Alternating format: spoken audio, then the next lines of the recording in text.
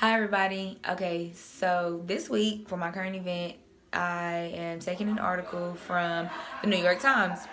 In this article, it talks about the lady who, her name is Lori Vallow. Her kids have been missing.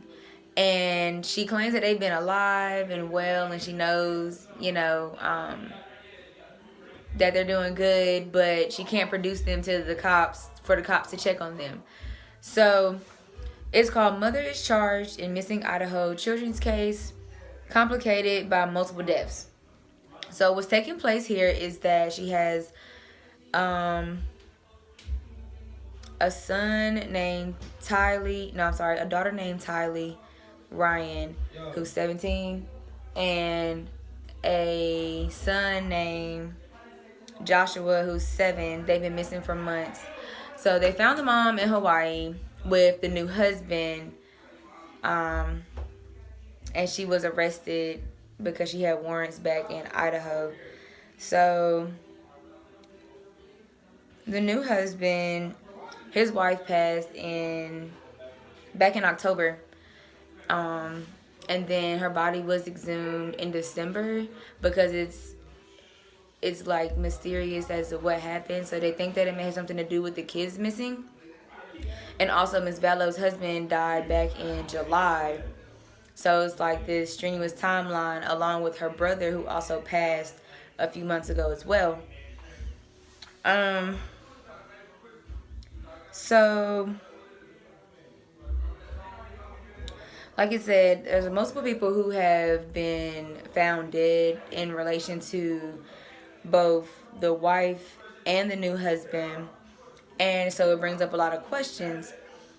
She claims that everything is fine, but like I said, she can't produce the children to the cops. And so she had a certain amount of time to do so or else she would be arrested. But she left and went to Hawaii. It's sad because you don't really know if the kids are alive or if they're dead. And you would probably think, like, why would a mother do that to her own children, like just to be with somebody, or because she doesn't want the burden anymore, or whatever the case may be. I'm sorry. It's very sad to think about, and if the kids are alive, they're probably being held hostage, so that's damaging them for as they get older, especially the son, because he's only 7 years old.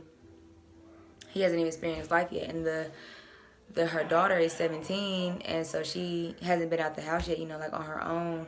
And so it's going to be tough for them to function in the world, and it's going to play a lot on their mental and their psyche as who to trust, because their own mother has probably done harm to them if they're still alive, which I hope that they are, and I hope that they're not harmed, because that's just even sadder. That's you gave birth to somebody and you would do something like that. And it looks like, so it's kind of like suspected that the spouses of the married couple, they both died within the same year, and then now they're together. It's kind of like a coincidence. So it raises flags. They don't have the evidence just yet to prove that they were murdered.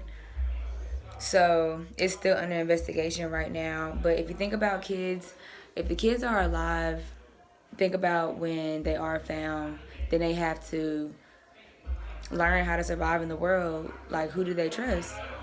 Especially if there might be a family member that's holding them hostage. So then now they're going to feel like they're all alone because their mother betrayed them and killed, and their dad is dead. And then if their family is in on it too, they're going to feel like they're alone, and they're not going to have any guidance on what to do. So I think that if that was the case, I think their best thing would be for them to get therapy, would be step number one. But it's going to be a work in progress. It's going to be a very long progress on their recovery. But it's hard to say what's going on because they're still missing, and it's been so many months now. You don't know what's going on. They could be malnourished. They could be, you just don't know what's going on. But